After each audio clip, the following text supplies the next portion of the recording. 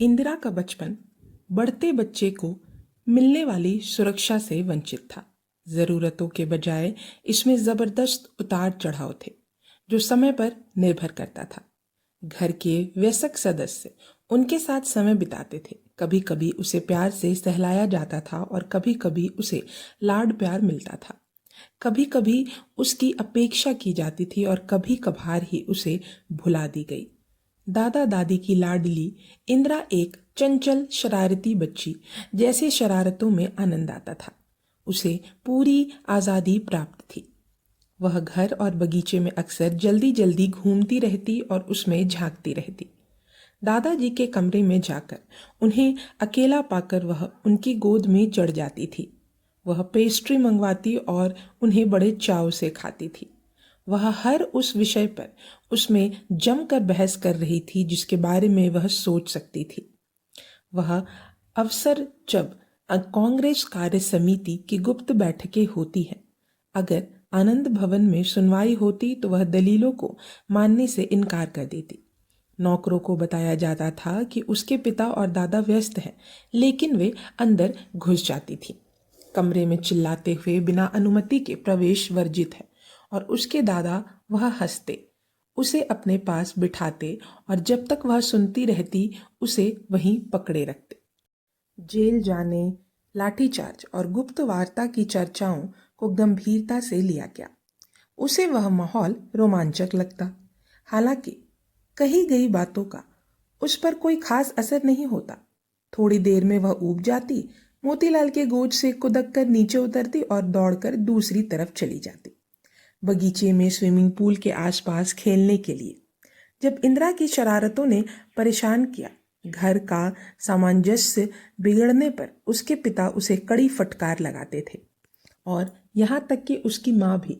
लेकिन दादाजी बीच में दखल देते और आंसू रुक जाते, मिटा दिए जाते। मोतीलाल नेहरू का वकालत का करियर 1922 से 1929 के बीच खूब फूला फला। इंदिरा को अपने ग्राहकों में से रंगीन मिजाज वाली महिलाओं से मिलना अच्छा लगता था। मोतीलाल से सलाह लेने आई रानियों के लिए सख्त पर्दा प्रथा का पालन किया जाता था। अक्सर प्रवेश द्वार पर एक बोर्ड लगाया जाएगा और उसमें केवल महिलाएं ही प्रवेश कर सकेंगी। जब नकाबपोश महिलाएं पर्दे वाली गाड़ी में पहुंची तो परिचारक मौजूद थे। एक भव्य घोड़ा गाड़ी से उतरकर वह अध्ययन कक्ष में प्रवेश कर गया और एक के पीछे बैठ गया। स्क्रीन के दूसरी ओर मोतीलाल नेहरू अपनी कानूनों की किताबें के साथ बैठे थे। वे सशक्त महिलाएं थी जो संपत्ति अधिकारों की बारीकियों को समझती थी और वे दत्तक ग्रहण कानून के बारे में जानते थे और कानूनी सलाह को ध्यानपूर्वक सुनते थे। मोतीलाल बाद में वे अक्सर स्वरूप रानी से मिलने जाते थे। इन अवसरों पर रिश्तेदारों और नौकरों सहित सभी पुरुषों को प्रवेश की मनाही थी। स्वरूप रानी के कमरों में शानदार कपड़े पहने महिलाएं जिनसे तेज गंध आ रही थी, गुलाब जल और इत्र उस कमरे में प्रवेश करते थे जहां स्वरूप रानी दरबार लगाती थी। गुलाब जल से छिड़की हुई और चांदी की पन्नी से ढकी हुई नाजुक मिठाइयाँ, चांदी की प्लेटों में भोजन परोसा जाता था, क्रिस्टल के गिलासों में शरबत आता था और यात्रा के अंत में सोने की पत्ती से ढके पान के पत्ते भेंट किए जाएंगे। सोना लाख के हैंडल वाले कढ़ाईदार पंखों को धीरे से घुमाया जाता था। महिला नौकरानियों को इस तरह रखा जाता था ताकि वे महिलाओं के बालों को खराब ना करे या उनकी शांति भंग ना करे। घर का दौरा करना उस समय कुलीन और धनी महिलाओं से यही अपेक्षा की जाती थी।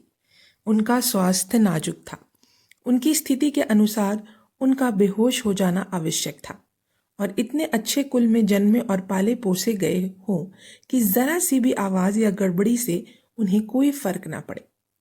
उनके नाजुक भावनात्मक संतुलन को बिगाड़ दिया।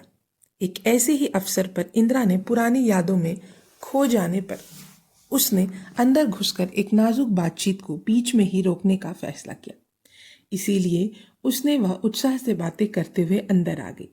स्वरूप रानी ने उसे रोकने की कोशिश की, लेकिन इंदिरा ने उसने शरारत करने का फैसला किया। शोर से परेशान होकर बेगम बोली, इतना हल्ला गुल्ला ना मचाओ, मैं बेहोश हो जाऊंगी, मुझे घबराहट होती है। बच्चे, इतना शोर मत करो, मैं बेहोश हो जाऊंगी, मैं बहुत घबराई हुई हूँ। लेकिन उसने कहा, इंदिरा ने कहा।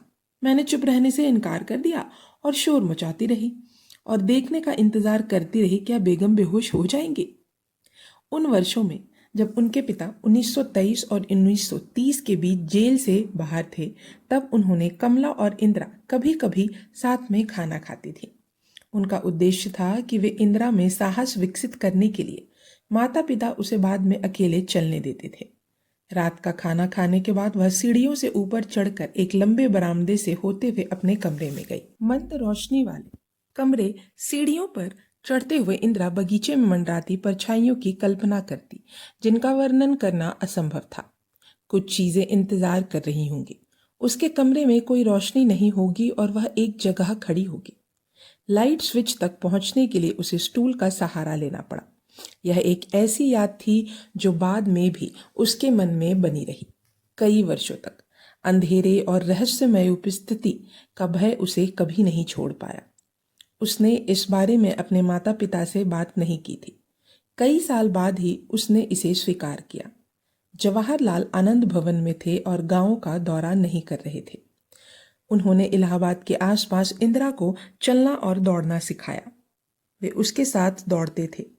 आनंद भवन के चारों ओर फैले लॉन में हवा उनके चेहरे पर बह रही थी, तेज नहीं बल्कि एक खास शालीनता और गरिमा के साथ, भारतीय महिला के विपरीत, जो अपना वजन पीछे की ओर डालकर चलती और दौड़ती है, एड़ियां दबाव डालती हैं। इंदिरा अपने शरीर के भार को धरती पर डालते हुए अपने पंजों के बल दौड़ी, आगे बढ़ते हुए लंबे लंबे कदम बढ़ाते हुए। उसकी मांसपेशियां पूरी तरह से समान्वित थी। जब तक मैंने अपनी एड़ियों से सांस लेना नहीं सीखा, तब तक वह अपने शरीर के साथ सामंजस्य बिठाकर सांस लेती रही।